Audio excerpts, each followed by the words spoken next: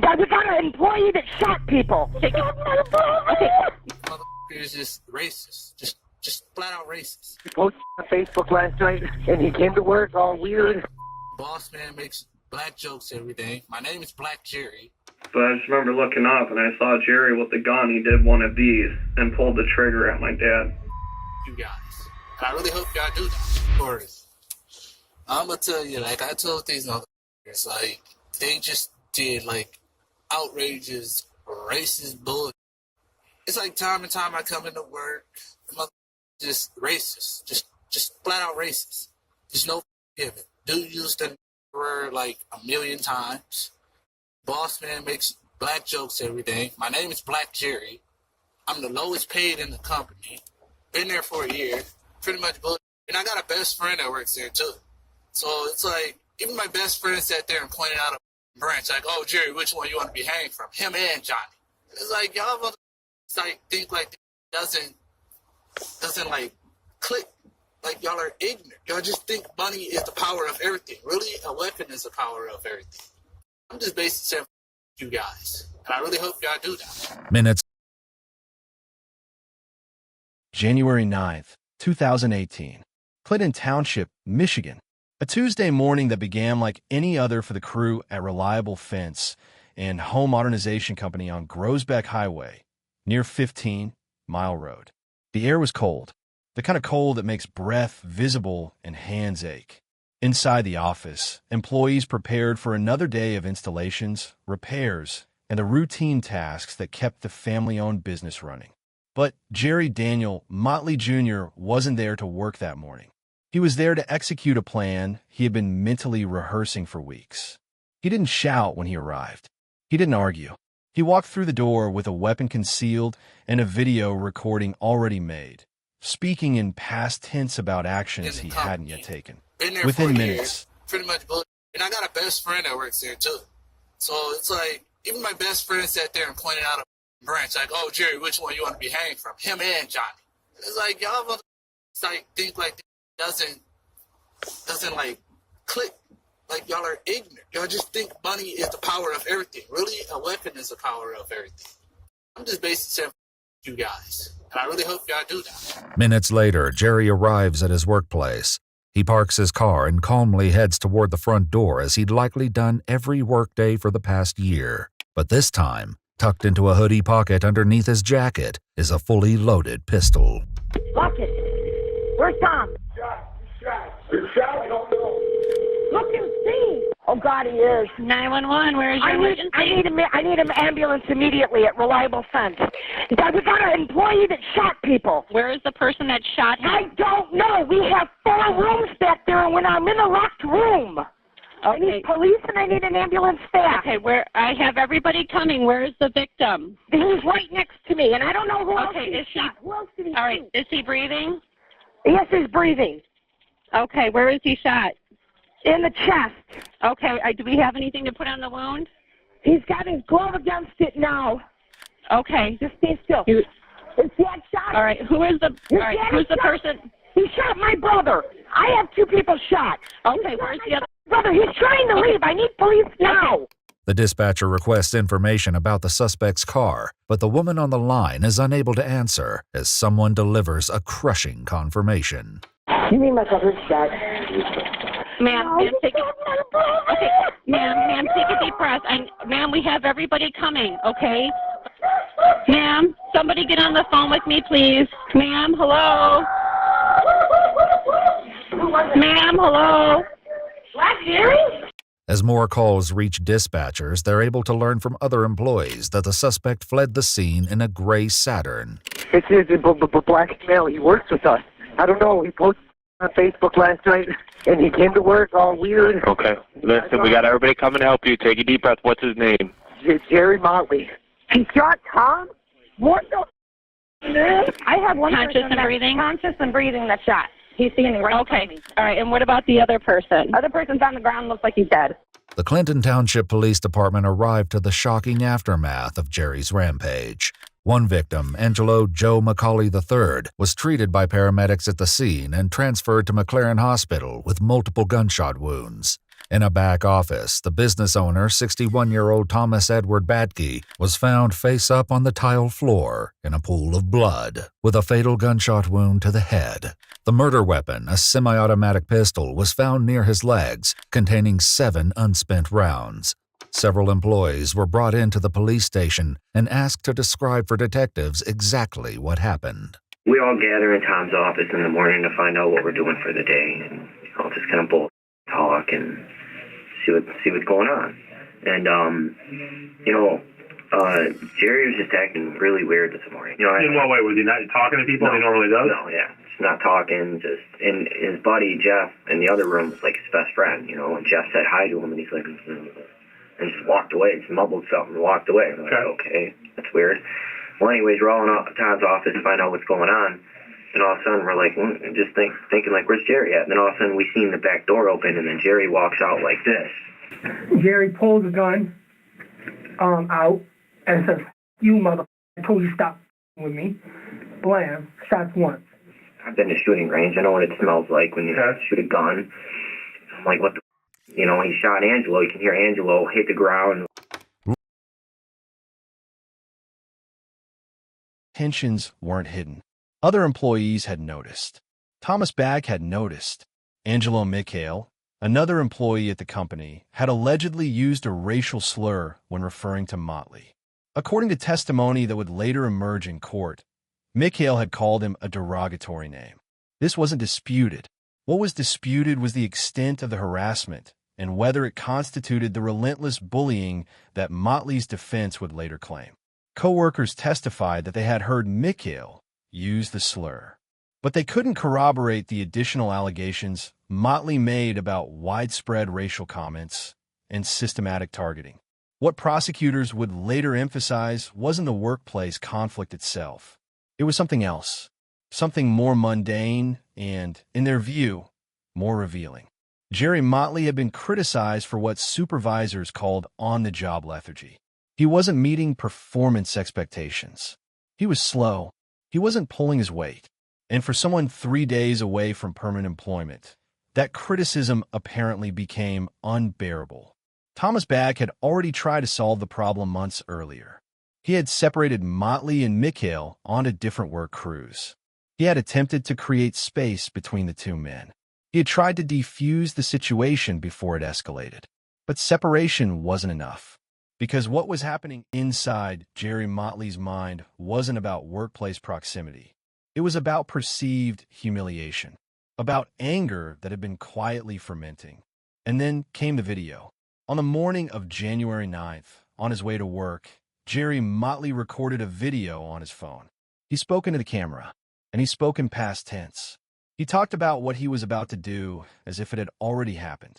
He expressed doubt that he would survive the day. He expected to be shot by police. He had already accepted that outcome. This wasn't a spontaneous decision made in the heat of the moment.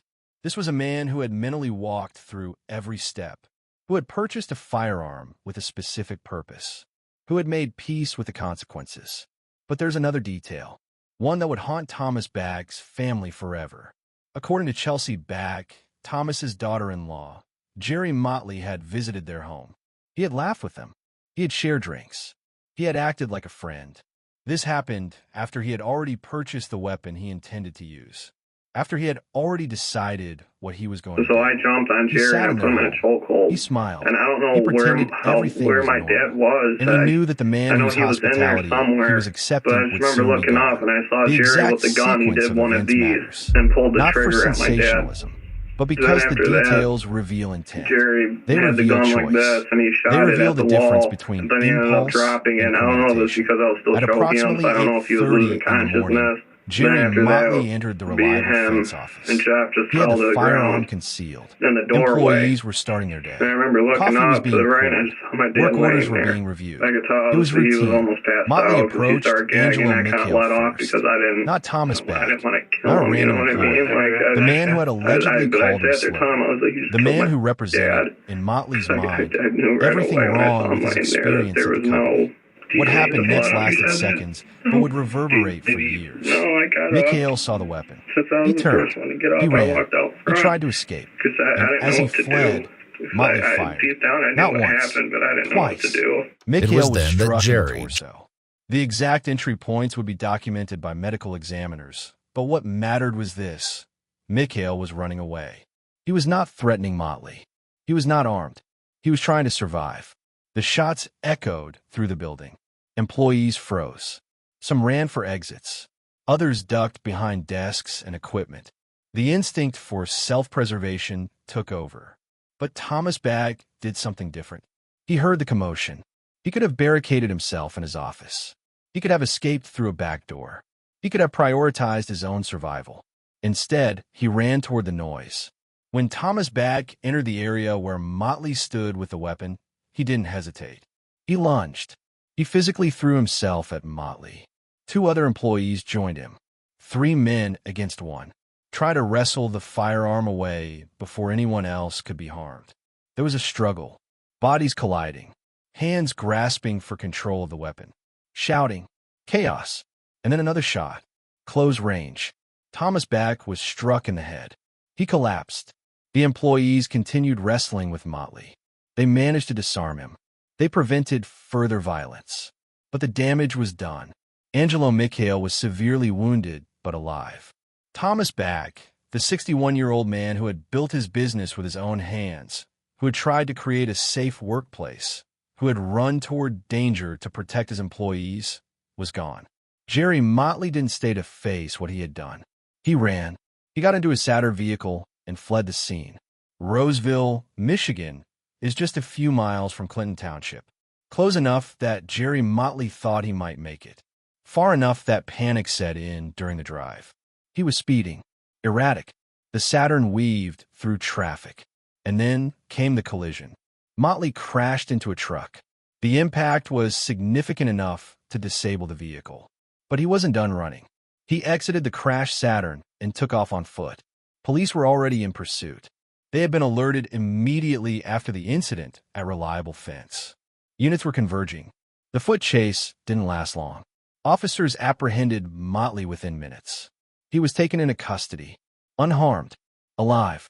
Unlike Thomas Badke, at the station, Captain Richard Murrell of the Clinton Township Police led the investigation. This wasn't a whodunit. The perpetrator was in custody. Witnesses had seen everything. The question wasn't who. It was why. And more importantly, for prosecutors, it was whether Motley understood what he had done. A few hours after his arrest, Jerry Motley confessed. He acknowledged the events. He didn't claim amnesia. He didn't claim he was in a fugue state. He recounted details. He explained his grievances. To investigators, this was critical. A person who confesses hours after an incident, who can recall details, who can articulate motive, is not someone experiencing a total break from reality. That's someone who knew what they were doing. But the confession was just the beginning. Because what would unfold in the courtroom would turn into a 7-year legal battle that would test the limits of the insanity defense and expose cracks in Michigan's criminal justice system. When a defendant claims they were legally insane at the time of an offense, the courtroom becomes a battleground of psychiatric expertise. Competing doctors, competing interpretations of the same mind. For the prosecution, Dr. Aaron Sarasny from the State Center for Forensic Psychiatry was brought in to evaluate Jerry Motley. Dr. Sarasny's assessment was unambiguous. Motley was sane. He understood the nature of his actions. He understood right from wrong. He was criminally responsible. Dr. Sarasny pointed to the planning. The video recorded on the way to work. The purchase of the firearm weeks in advance. The visit to the Badke home where Motley socialized while knowing what he intended to do. These weren't the actions of someone disconnected from reality. The defense countered with their own expert. Dr. Sheener testified that Motley was criminally insane, that he had been hearing voices, that the alleged workplace harassment had triggered a psychological break, that he felt powerless, trapped, humiliated to the point where rational thought ceased. Dr. Sheener argued that the developmental disability diagnosis from 2011 was relevant, that Motley's mental capacity had been compromised, that the cumulative effect of being called a racial slur, of being criticized for work performance, of feeling targeted, had pushed him beyond the threshold of sanity. 2 experts, 2 conclusions. The jury would have to decide which interpretation aligned with the evidence. But there was more. Prosecutors presented testimony that Motley had walked around the workplace before the incident, visibly thinking through his options. Employees recalled seeing him pacing, looking agitated. One witness described it as Motley weighing the pros and cons of what he was about to do. That's not insanity. That's deliberation. The defense insisted that deliberation and insanity weren't mutually exclusive, that someone experiencing a psychotic break could still engage in planning behavior, that the video, the weapon purchase, the pacing could all occur within the context of severe mental illness. This is where true crime cases get complicated, because the law doesn't care whether someone was upset. It doesn't care whether someone felt justified. It cares about one thing. Did the person know what they were doing was wrong? If they knew, they're guilty. If they didn't know, they're not criminally responsible. September 2019. Macomb County Circuit Court. Judge Carl Marlinga presiding. The trial that was supposed to bring closure to the Badke family and deliver justice for Thomas's sacrifice. Jerry Motley's defense attorney, Adil Haradvala, didn't argue that the prosecution had failed to prove guilt. That would have been impossible. The evidence was overwhelming. Witnesses, forensics, confession, motive. Instead, Haradvala focused entirely on the insanity defense. He admitted that yes, Jerry Motley committed the acts. But no, he wasn't mentally capable of being held criminally accountable. The prosecution laid out the timeline, the premeditation, the video, the weapon purchase, the calculated approach to the workplace, the targeting of specific individuals, the attempt to flee, the coherent confession. Jurors heard from employees who had been there, who had witnessed Angelo Michael running for his life, who had seen Thomas Badke throw himself at an armed man to protect them, who had wrestled the weapon away and prevented further loss. They heard from forensic experts who detailed the evidence, from investigators who walked through Motley's movements before, during, and after the incident, from psychiatrists who sparred over the definition of legal insanity. And then, the jury deliberated. For less than 1 hour, on October 8, 2019, a Tuesday, they returned with a verdict. Guilty. First-degree premeditated murder. Assault with intent to murder. Felony firearm. Going armed with a dangerous weapon with unlawful intent. The message was clear. The jury didn't buy the insanity defense. They saw premeditation. They saw choice. They saw accountability. On November 20th, 2019, Jerry Motley was sentenced to life in prison without the possibility of parole. Mandatory under Michigan law for first-degree murder. The case was closed. Justice, it seemed, had been served. The Badke family could finally grieve without the constant reminder of court dates and legal proceedings. Angelo Michael could begin the long process of physical and psychological recovery. The community could start to heal. But 4 years later, everything changed. If you're still watching, you're part of a small percentage of viewers who genuinely care about how these stories end. Most people click away before they hear the full picture. The fact that you're here tells me you value thoroughness. You value truth. If you haven't subscribed yet, now would be the time. And if something is stopping you from subscribing, tell me in the comments. What would make this channel worth your subscription? I am listening. 2023.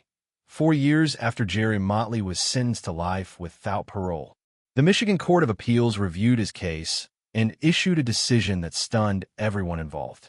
The conviction was overturned, vacated, erased, as if the trial had never happened. The reason? Ineffective assistance of counsel.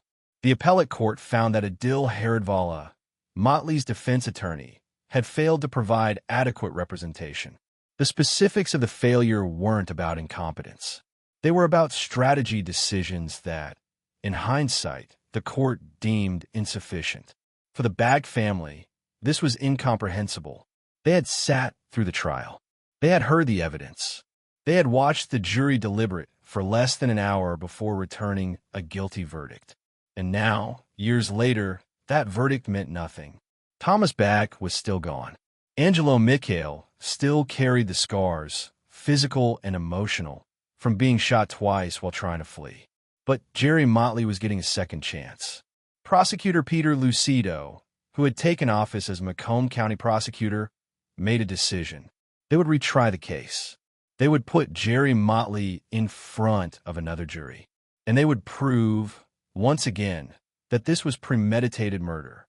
But this time, Motley had new counsel, a new defense team that would refine the insanity argument, that would prepare more aggressively, that would challenge every piece of evidence. And this time, the trial would take place in June 2025, 7 years after Thomas Badke lost his life.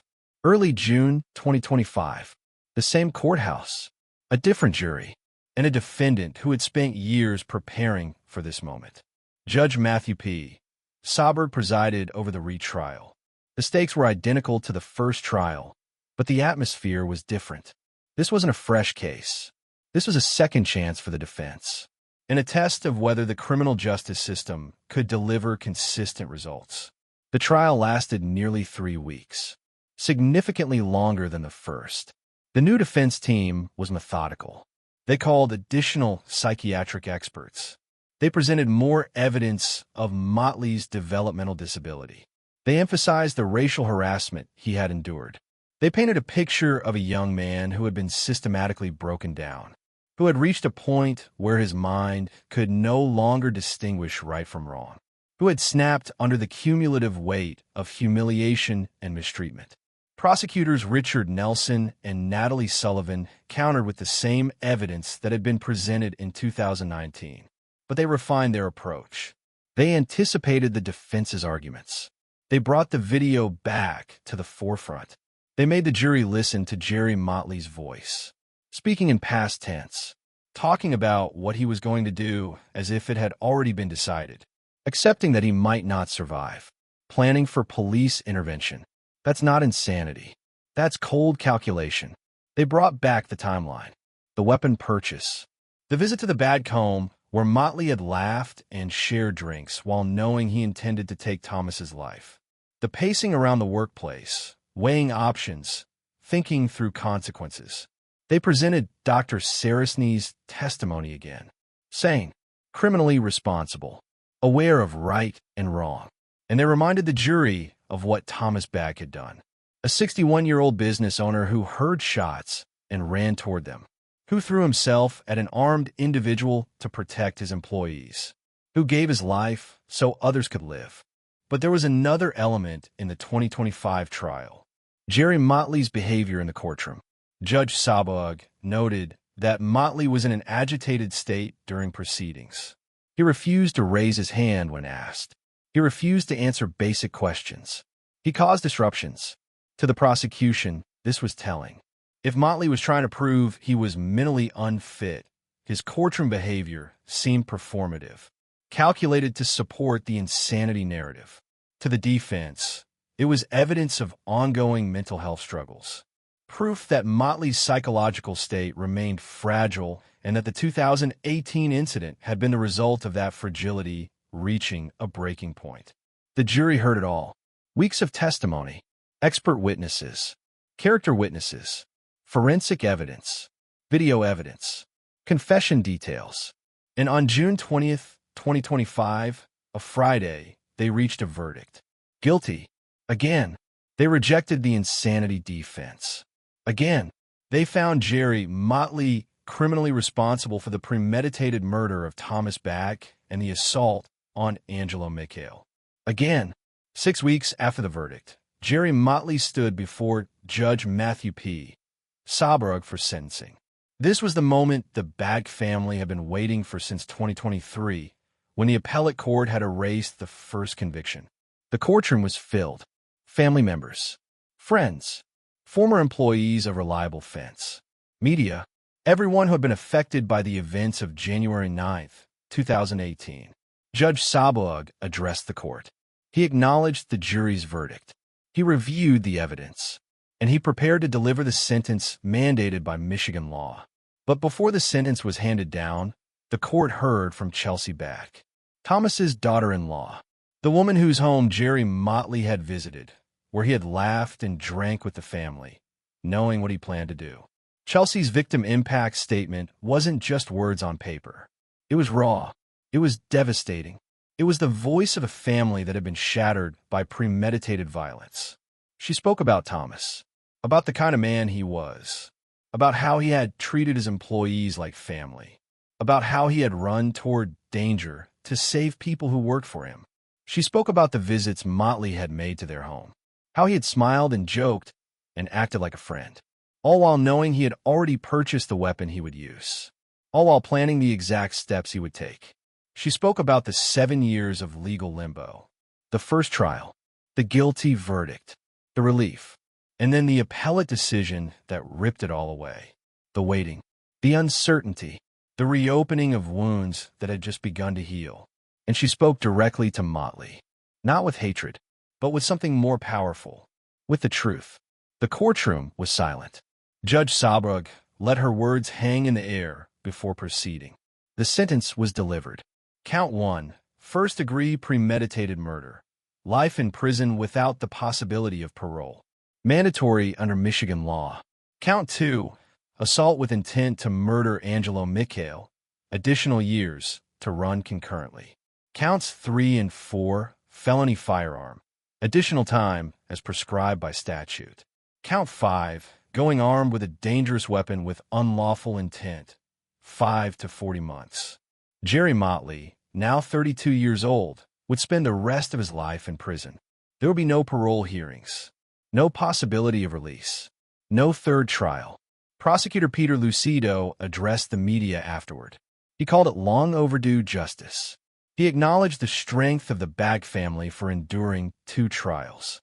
He emphasized that this case demonstrated the importance of holding individuals accountable for premeditated violence, regardless of claims of mental health struggles. For Angelo Mikhail, the man who had been shot twice while trying to flee, the sentencing brought a measure of closure. He had survived. He had testified in both trials. He had relived the trauma repeatedly. And now, finally, it was over. The reliable fence tragedy is over in the legal sense. Jerry Motley will never be free. Thomas Badke will never come home. Angelo Mikhail will carry the physical and emotional scars for the rest of his life. But the questions remain. Could this have been prevented? Should workplace harassment, whether real or perceived, be treated as a mitigating factor in premeditated violence? Does the criminal justice system adequately address the intersection of mental health and accountability? Thomas Badke had separated Jerry Motley and Angelo Mikhail on a different work cruise months before the incident. He had tried to defuse the tension. He had recognized that something was wrong and had taken steps to address it. But separation wasn't enough, because the anger wasn't about proximity. It was about perceived humiliation, about feeling disrespected, about work performance criticism that Motley couldn't tolerate. The defense argued that developmental disability and workplace harassment created a perfect storm, that Motley's mental capacity was compromised, that he genuinely believed he had no other option. The prosecution argued that belief doesn't equal insanity, that feeling justified doesn't erase criminal responsibility, that planning, recording a video, purchasing a weapon, visiting the victim's home while concealing intent all pointed to someone who knew exactly what they were doing. 2 juries, 7 years apart, agreed with the prosecution. They saw premeditation. They saw choice. They saw a man who could have walked away, could have quit his job, could have sought help, but instead chose violence. And they saw a victim who could have run away, but chose to run toward danger, who could have saved himself, but chose to save his employees, who gave his life so others could live. Thomas Badke's legacy isn't just the fence company he built. It's the example he set in his final moments. The instinct to protect others, even at the cost of his own life. That's heroism, not the kind that gets planned or rehearsed. The kind that emerges in a split second when everything is chaos and fear, and one person decides that other lives matter more than their own. This case also raises questions about the insanity defense. How do we differentiate between someone who is genuinely disconnected from reality and someone who is angry, resentful, and feeling justified? How do we balance mental health considerations with the need for public safety and accountability? Jerry Motley's developmental disability was documented in 2011, 7 years before the incident. If that disability truly rendered him incapable of understanding right from wrong, should he have been employed in the first place? Should there have been additional oversight? Or was the disability a factor, but not the determining factor? Was it something that influenced his worldview, but didn't erase his capacity for premeditation and choice? These are the questions that criminal justice systems wrestle with constantly, and there are no easy answers. What we know is this.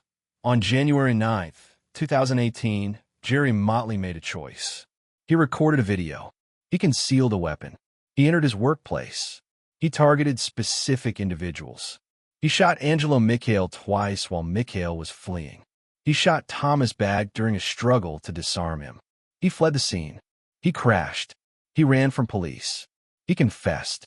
And 2 separate juries, after hearing all the evidence, concluded that he knew what he was doing was wrong, that he was criminally responsible, that he deserved to spend the rest of his life in prison. The Reliable Fence tragedy is a story about workplace violence, but it's also a story about heroism, about legal persistence, and about the limits of the insanity defense. It's a reminder that unaddressed workplace tensions can escalate into irreversible tragedy. That harassment, whether racial or performance-based, creates environments where catastrophe becomes possible. But it's also a reminder that individual responsibility matters. That feeling wrong doesn't justify violence. That mental health struggles, while real and deserving of compassion, don't erase accountability for premeditated harm. Thomas Badke didn't have to run toward the shots. Angelo Mikhail didn't have to come to work that day. The other employees who wrestled the weapon away from Motley didn't have to risk their lives. But they were there, and when violence erupted, some ran away and some ran toward it. That's the difference between survival instinct and protective instinct. Both are valid, but only one is heroic. For the Badke family, the 7 years between the first trial and the final sentencing were an endurance test. Grief compounded by legal uncertainty. Justice delivered, then taken away, then delivered again. Anne-Marie Badke lost her husband. Gabrielle and John lost their father. Phoenix lost his grandfather. Chelsea lost her father-in-law and had to relive the trauma through 2 separate trials. But they endured. They testified. They attended every hearing. They gave victim impact statements. They refused to let Thomas's sacrifice be forgotten. Angelo Mikhail survived 2 gunshot wounds. He carried the physical scars and the psychological trauma. He testified in both trials, reliving the moment he turned and ran, the moment he felt the impact, the moment he realized he might not survive. He endured. He helped secure 2 guilty verdicts. He ensured that the man who tried to end his life would spend the rest of his days in prison. Jerry Motley is 32 years old as of 2025. He will die in prison. There will be no parole hearings, no sentence reductions, no third trial. The legal system has spoken twice, and both times it said the same thing: guilty, accountable, life without parole. This documentary exists because cases like this shouldn't be reduced to headlines. Because victims like Thomas Badke deserve to be remembered as more than statistics. Because survivors like Angelo Mikhail deserve to have their courage recognized. Because families like the Badkes deserve to have their pain acknowledged. If you made it to the end, you're part of a rare group. You didn't click away when the video got heavy. You didn't skip ahead. You stayed for the full story. That tells me you care about truth and depth. If this documentary earned your subscription, I'd be honored. If it didn't, tell me why in the comments. What would make this worth subscribing to? Your honesty helps us create better content. And if you believe others should hear this story, share it. Let Thomas Badke's heroism reach beyond this courtroom, beyond this community, beyond this moment. What do you think? Does the criminal justice system adequately balance mental health considerations with accountability for premeditated violence? Should workplace harassment be treated as a mitigating factor, or does personal responsibility override environmental factors? Let's have that conversation in the comments.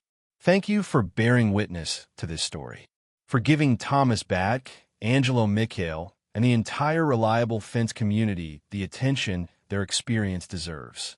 This is the kind of documentary work that only exists when people like you choose depth over distraction. Until the next case.